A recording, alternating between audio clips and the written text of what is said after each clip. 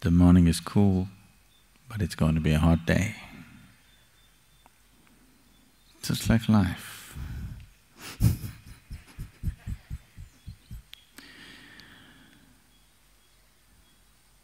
You don't go by what's there now. What's there now is all important in terms of experience. But what's there now is not an indication of what's going to be. Definitely not.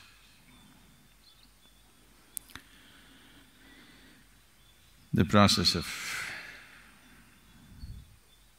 what we call as life, most of the time, except a few nasty mornings, most of the time it starts off well. At least for you, not for your mother.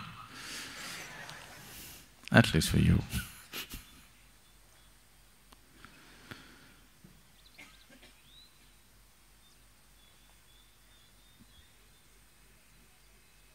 Not that everybody's life, something wrong has to happen. Some people have a good deal, some people have a bad deal.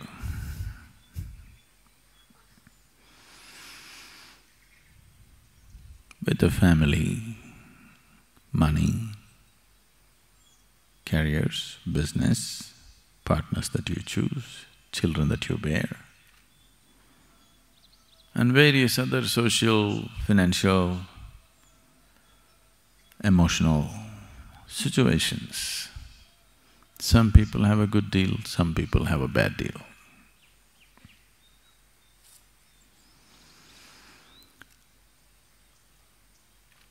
Good deal or bad deal is not the point.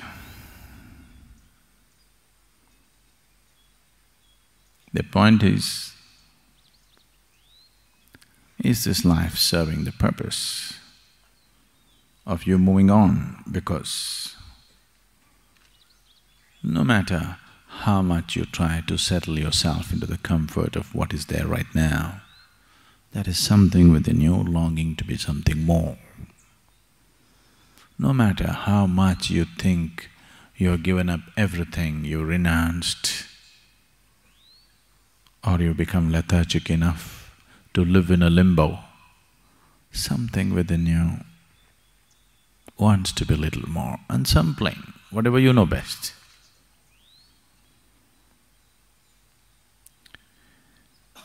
Either you can keep this longing, just coming to terms with it. This is how life is. Some fulfillment, some frustration, some gain, some pain. These are all the philosophies people propound to solace themselves, to tranquilize themselves, to stay half asleep. You are right now? They pulled you out of the bed and brought you? Even if they're beating the drum,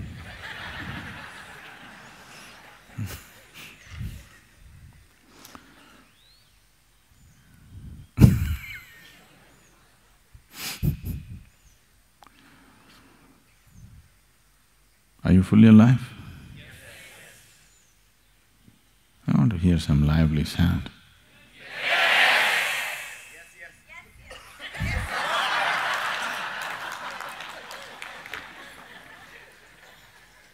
So whenever I ask you, are you on? You say,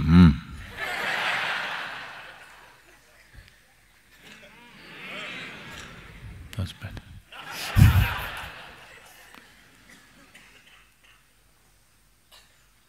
So,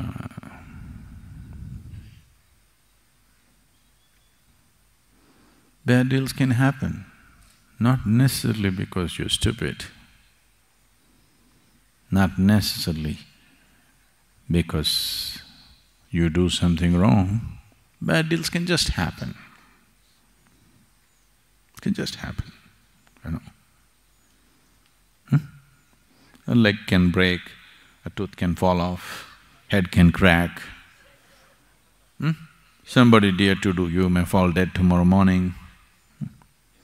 Bad deals can happen just like that, not because of a mistake, not because of something, it can just happen. It's happening to somebody every day. Every day, somebody is having a bad deal, isn't it so?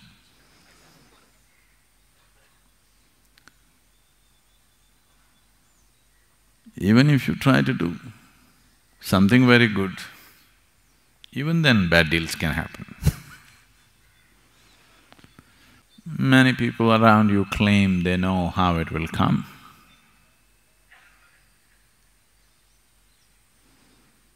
They wrote it on a paper, they gave you that horoscope. That horoscope which told you that this was the right man to marry.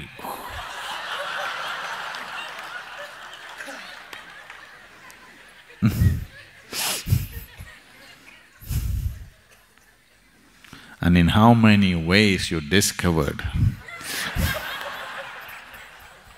How many ways?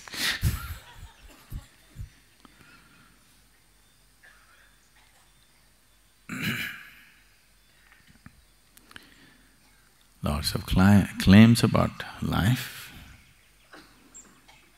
but still, what's going to be a good deal? What's going to be a bad deal in the world outside? You do not know. Isn't it so? You know for sure?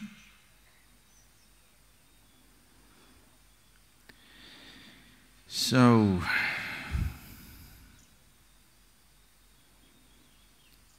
if you have substantial experience of life, when I say substantial, for most of us one is not enough. When we are reminded that there has been a substantial experience of life, going through the same game over and over and over again, then you will not long for immortality. You will want to see what's beyond life. Oh, is this because there's something wrong with life? No, nothing wrong with it. It's just that it's limited. But there is something here which does not like the limited.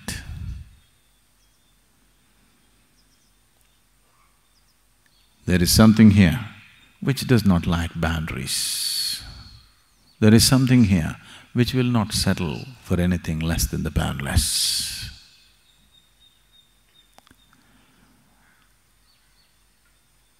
In the evolutionary process, you can see from a single-celled animal to all that has happened now, from that single-celled animal to who you are right now. All that's been happening is to somehow bring a larger slice of life into your experience. That's all that's happened. Became little more capable to experience life, not necessarily to do. An elephant can do much more than you when it comes to physical activity. But that's not the point. Little more capable to experience life. Because what is there now is somehow not enough. Pacifist philosophies have been taught to us to make you sleep where you are. Be content with what you have. But it's not worked. See? Early morning bad deal, Somebody's having a bad deal.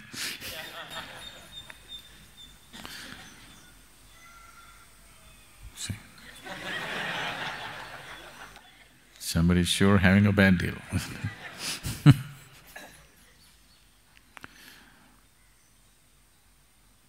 Lost your child, lost your mommy. It's not a small bad deal, it's a big bad deal.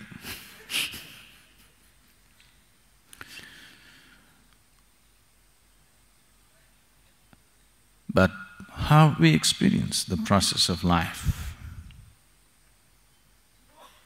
is now, for the first time as a human being, it's in our hands.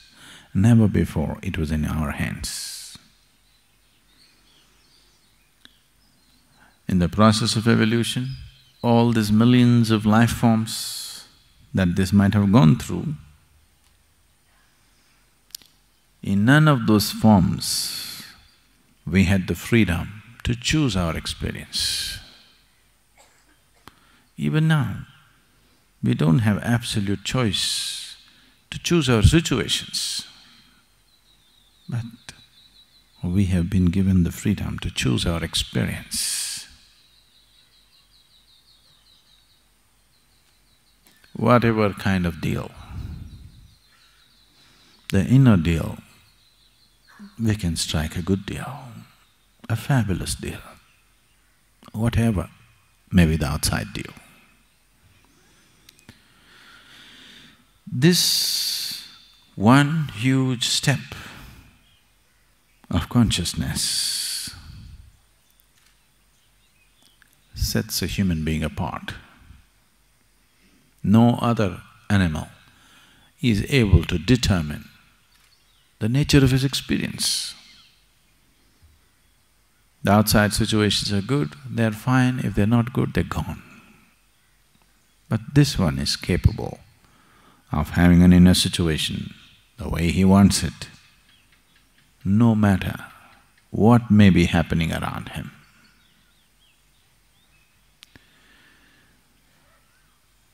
This ability, once this ability has come, if you exercise the choice of being conscious, it's a benediction. If you do not, it is magnified misery compared to any other creature on the planet. No other creature on this planet suffers the way a human being suffers, isn't it so?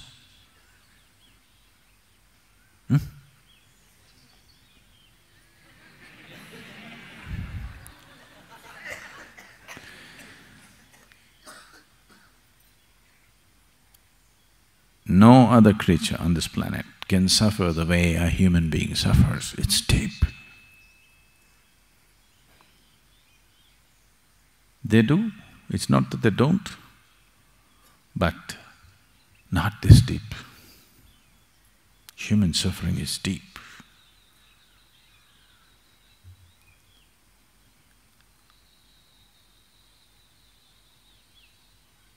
This suffering is as deep as it is.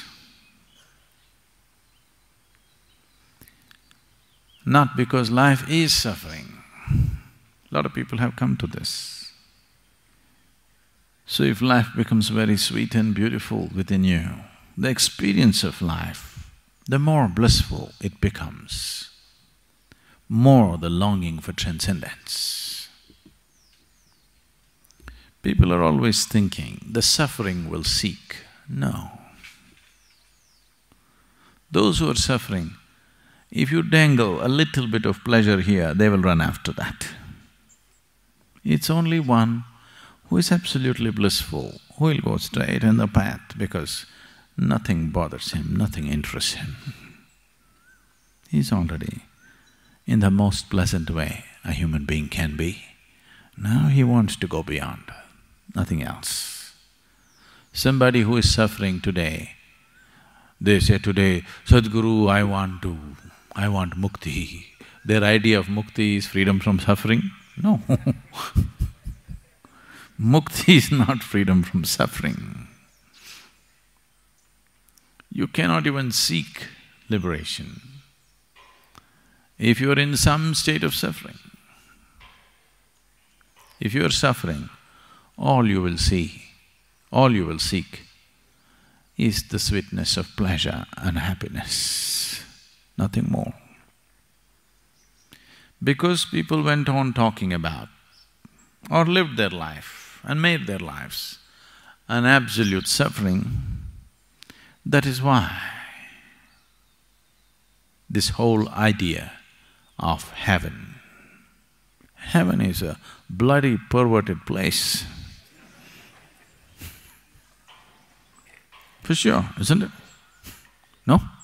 You heard some stories about heaven, how it is? You have or no?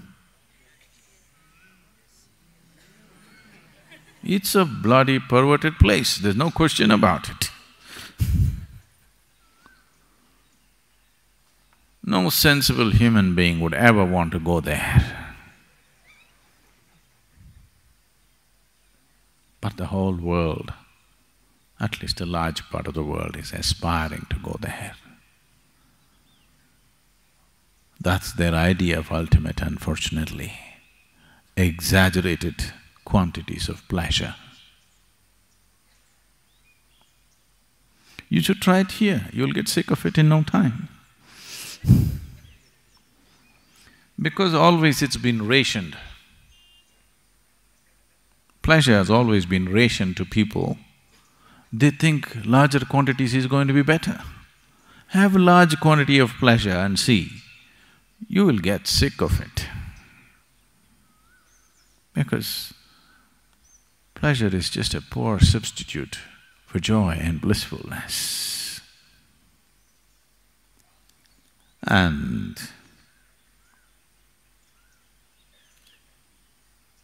this whole game of good deal, bad deal goes beyond life. Hell and heaven is just good deal and bad deal. Even when the deal is good, you can still suffer, isn't it so? Are you not capable?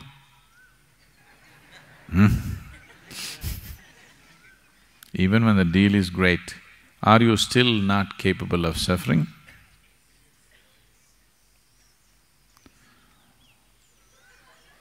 So if I export you to heaven,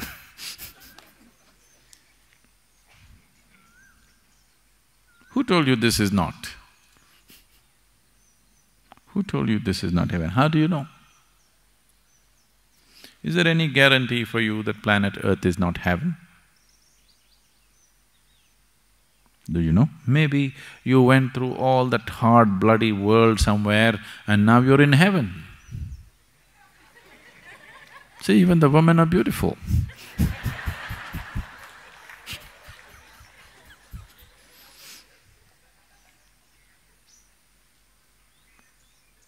It could be heaven. No?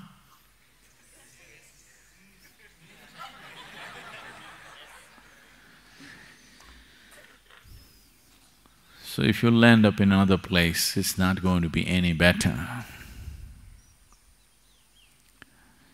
This silly idea they have sold for a few thousand years, it beats me. The power of marketing.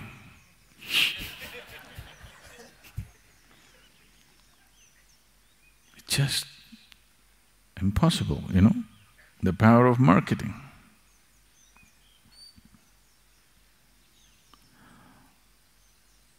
Even a school-going child knows your physical body seeks oxygen, not carbon dioxide. Even a school-going child knows this.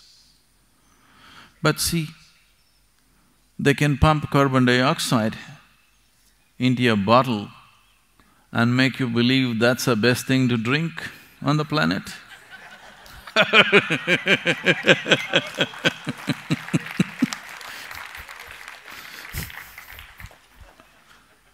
Power of marketing. Real thing.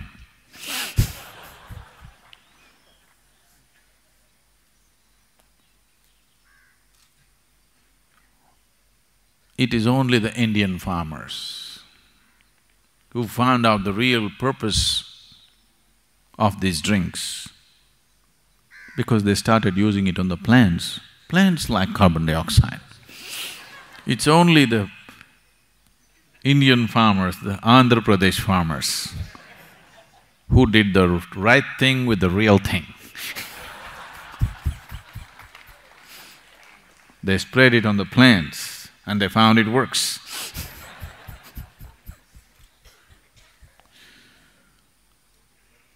So, what can be sold to you if the marketing machinery is strong enough? Just anything can be sold to you. And too much junk has been sold to you, all kinds of junk. All kinds of junk. The general description of the heaven is such that I wouldn't want to go there.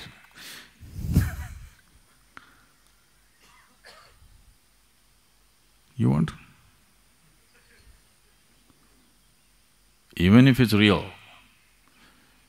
still it's not an attractive place to go. Many of you married.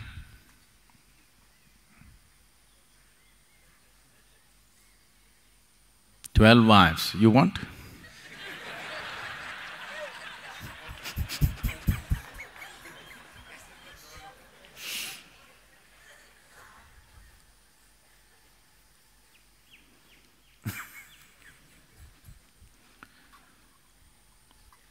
Not my idea of heaven.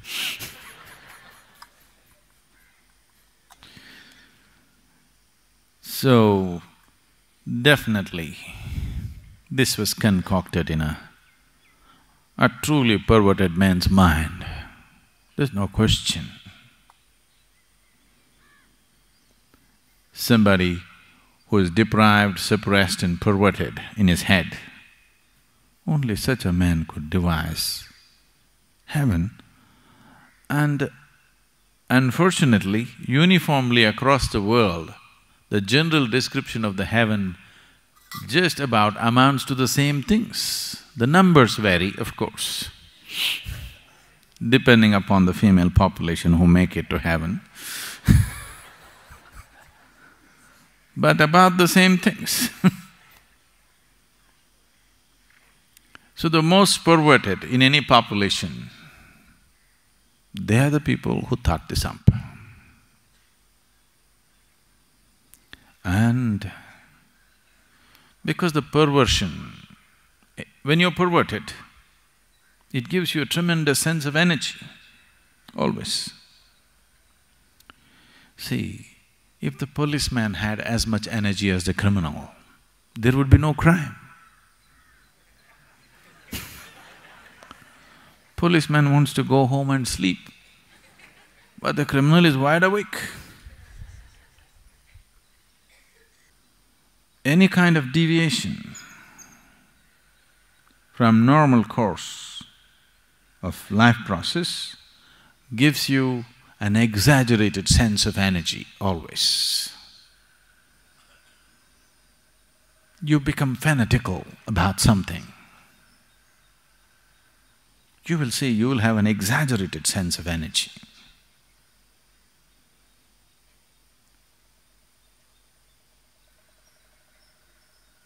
If you become very loving, blissful, you'll have a great sense of energy, but it will not expend itself the way a perverted mind will do.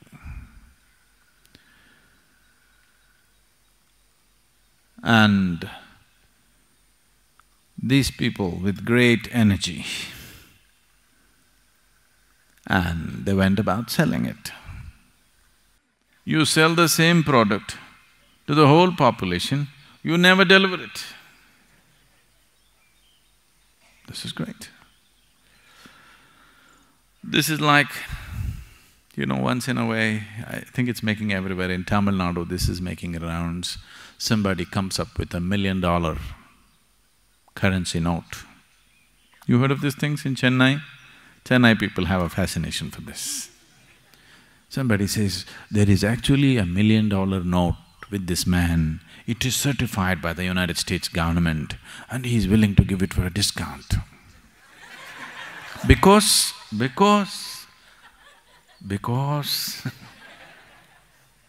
he's going to give away $1 million for just 50,000 rupees. Because he loves you. And above all, he doesn't care for money. He just needs only 50,000. He does not need $1 million. Plus he's in a hurry. His wife died yesterday. Today he has to cremate. Some fabulous story. And if you pant $1 million, nothing, no great loss will happen, you'll just lose 50,000, that's all. After all, you must take that much risk in life, isn't it?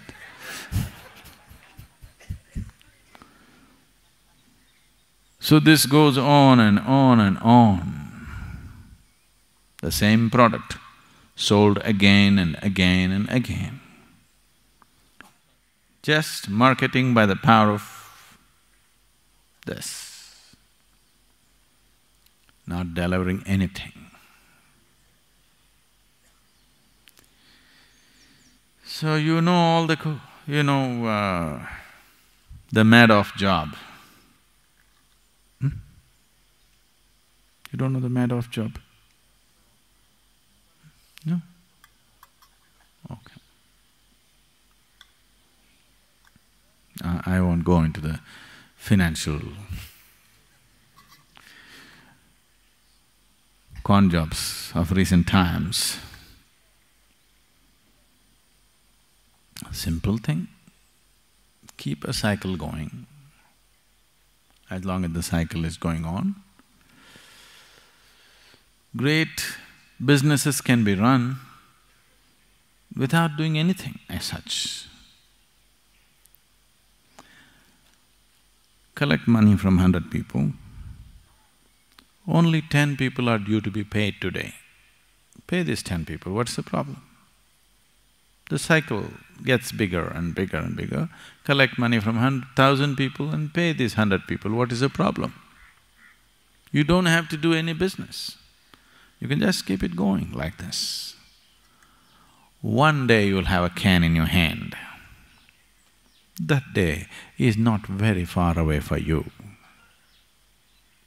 When death confronts you, you will see your can is empty. Nothing. Empty stories, all will evaporate.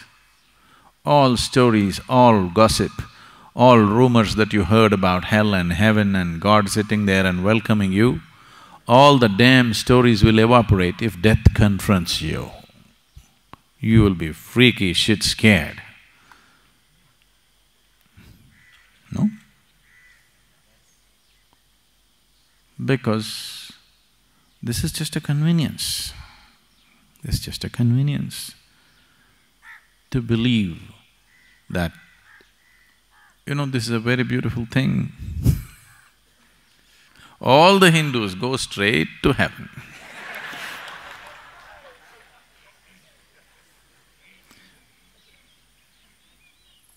If anybody dies, we never say he died, we say he reached heaven. Yes?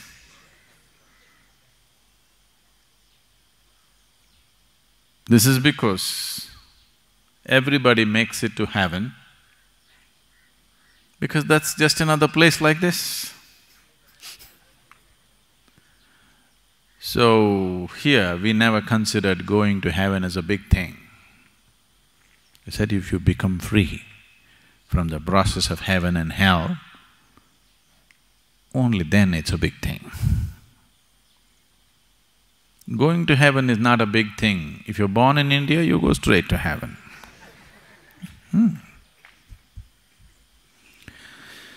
Because probably after living in India, wherever you go, it feels like heaven.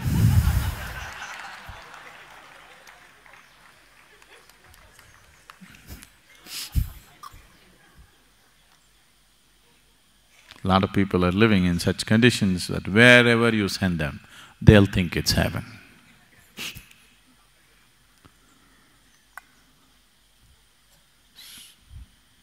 you're in the right place. If you want mukti, you may have to strive. But if you want to go to heaven, no problem. You're born in the right place, anyway you'll go to heaven. When you die, they'll print a card and say, he's reached heaven. It's printed. Have faith in the printed word. This not… I'm not just ridiculing, this has happened across the world, isn't it so? The damn printed word is negating everything that's life. If you look around and let life speak, you will see the damn printed word is negating everything that life speaks. But still, it's printed. This is not printed, you have to be conscious to listen. That's printed. Any idiot who is literate can read it.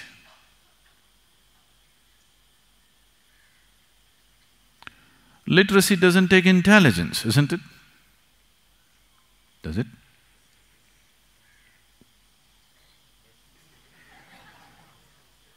Does it? They're saying,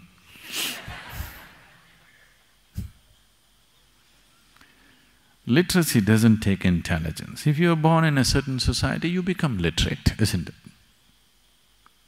Every idiot becomes literate if you're born in a certain society where there is certain apparatus of education.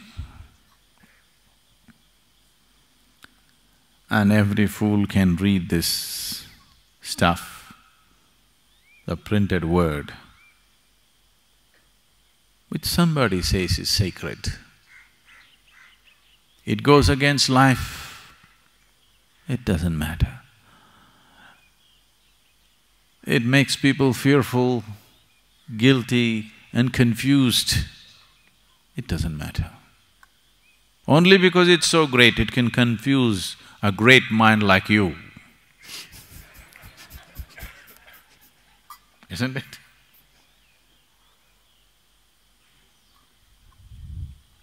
No. Causing confusion is very easy. Bringing clarity is another world. Bringing clarity into people is another thing. Causing confusion is very, very easy. It can be done.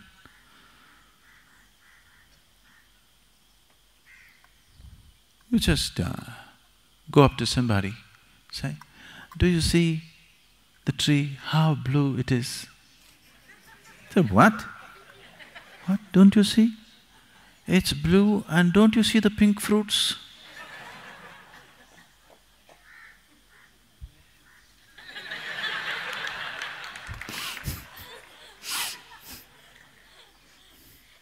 It's very easy to do this. They've been doing it for thousands of years. See, if somebody said, this is a place of God, they should have demanded, put your life down here. They're asking only for 2 rupees. In ancient India, people themselves lived in huts, small shacks without any amenities, but they went about building grand temples. Grand, superhuman effort.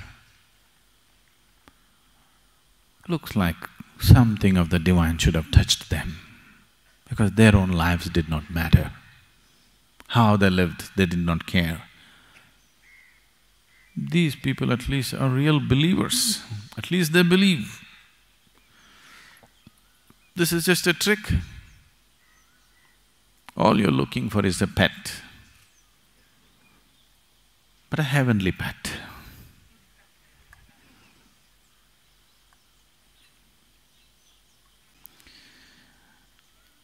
It is not that there is no meaning to this, it is not that there is no basis to this. It is just that the way it is done If these devices are just ways of bringing about a constant sense of devotion, if these devices are only a means to make a human being sensible, I can understand. 1,000 years ago or 10,000 years ago, maybe this was the only means they had. That's okay. But it's being sold as real, not being presented as a device, then that becomes a problem.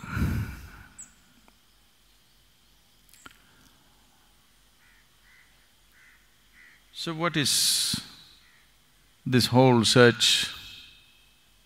Sadhguru, I'm not feeling any great search within me. All I feel like right now is breakfast.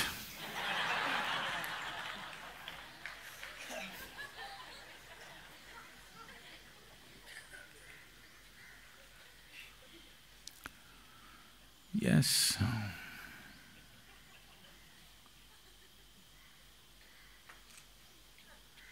But you know, you're not yet in heaven. This is Isha Yoga Center. People don't eat breakfast here.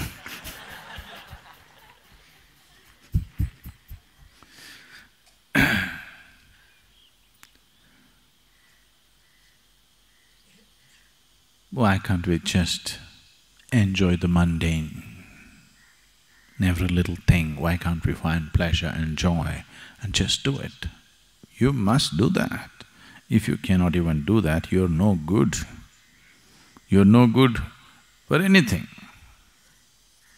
If you cannot enjoy the sunrise, if you cannot enjoy the breakfast that you eat, if you cannot enjoy the air that you breathe, if you cannot enjoy the earth that you walk upon, you're simply no good for anything, because even birds and animals are doing it. Yes? So, if you're not even able to do that, this is sub-animal state. I believe that many of you managed to do that. So we are seeing what is the next possibility. Because there is something within you which longs. Either you put the longing to a little bit of sleep with too much breakfast, or you've confused the longing by creating false longings. See, whatever a human being is seeking,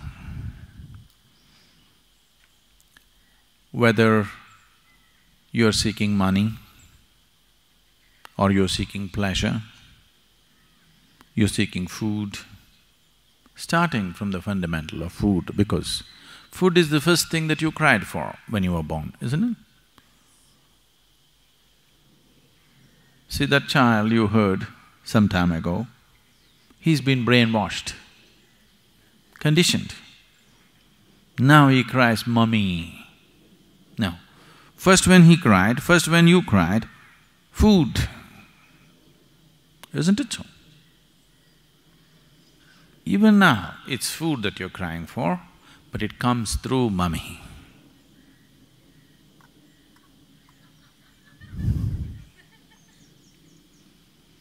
So starting from this fundamental longing for food,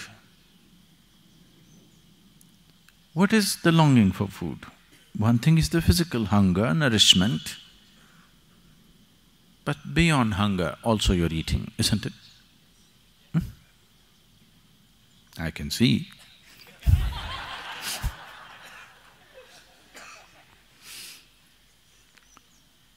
Food ingestion, digestion, assimilation is a way of taking something which is not a part of you and making it a part of you. If it happens on the lowest level, we call it food. If it happens on the highest level, we call it yoga. Yoga means union. In between, there are many ways. Sexuality, ambition, this one, that one, a million other ways. But the longing is for unity. Somewhere there is a longing to include something and become little larger than who you are right now.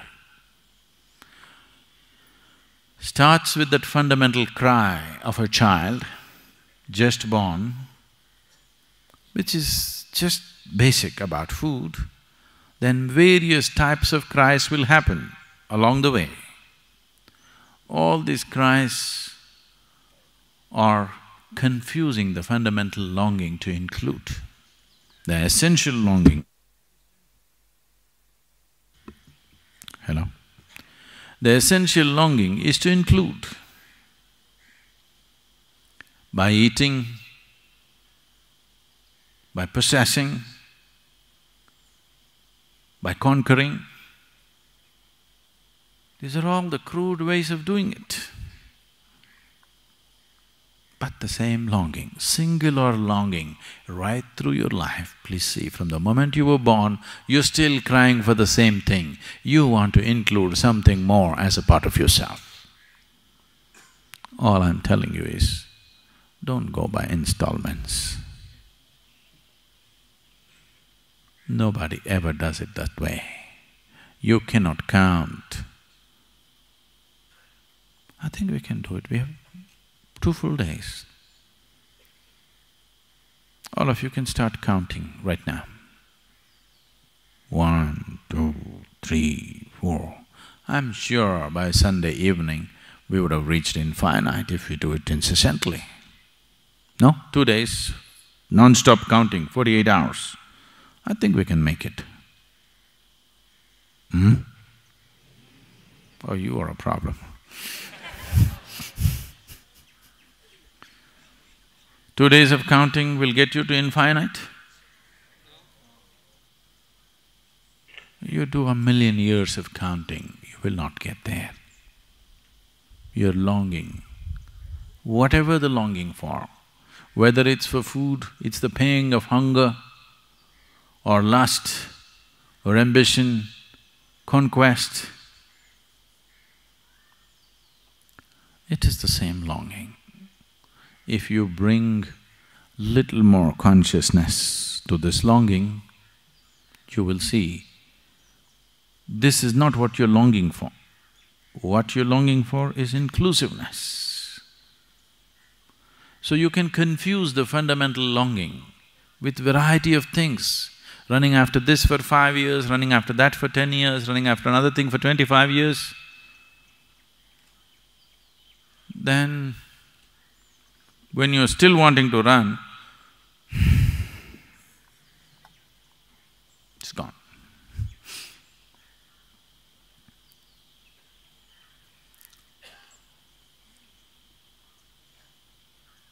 A 94-year-old man in Kentucky. You know what's Kentucky? These are people who breed horses. A 94-year-old man who lived on a horse ranch all his life, whose whole life and work is with studs. At 94, he married his 6th wife, who was only 18 years of age. You know, there's a large ranch.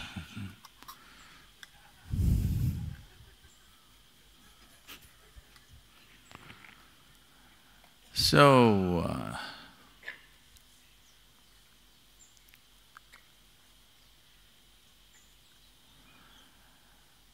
he met his wife on the first day,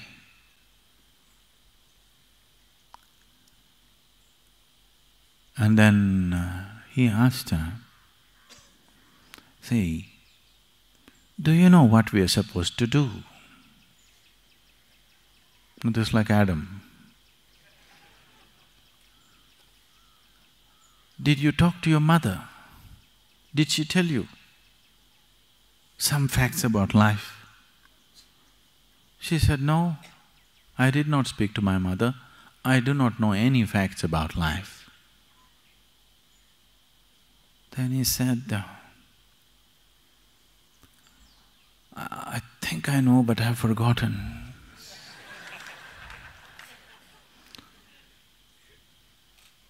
I've been out of the active involvement with the range for the last 10 years and I've forgotten. You've forgotten, but still the pattern has not stopped. Many things are just like this with life. You have forgotten that the only longing is for inclusiveness. Here and there, whatever comes your way, you want to grab and include, little by little, piece by piece. You will not get the cosmic.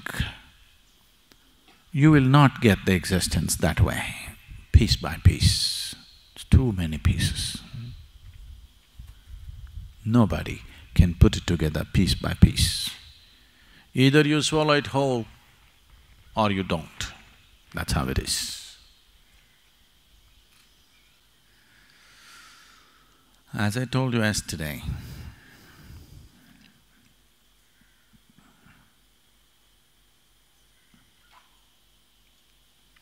you must… every step you take, every breath you take, I want you to see that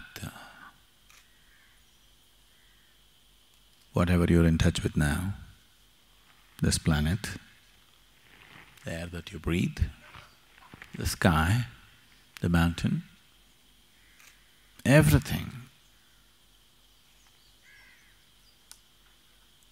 if you're willing to look at it in a certain way, is overwhelming. If you're willing to see that you as a person,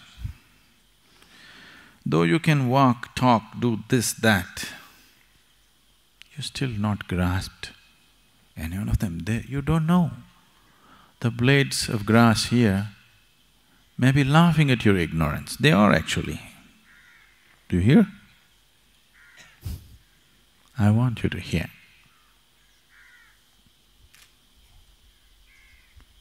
Because that's how it is. Everything here knows life except the human being. Because he was given the power to transcend life, he has chosen to go under.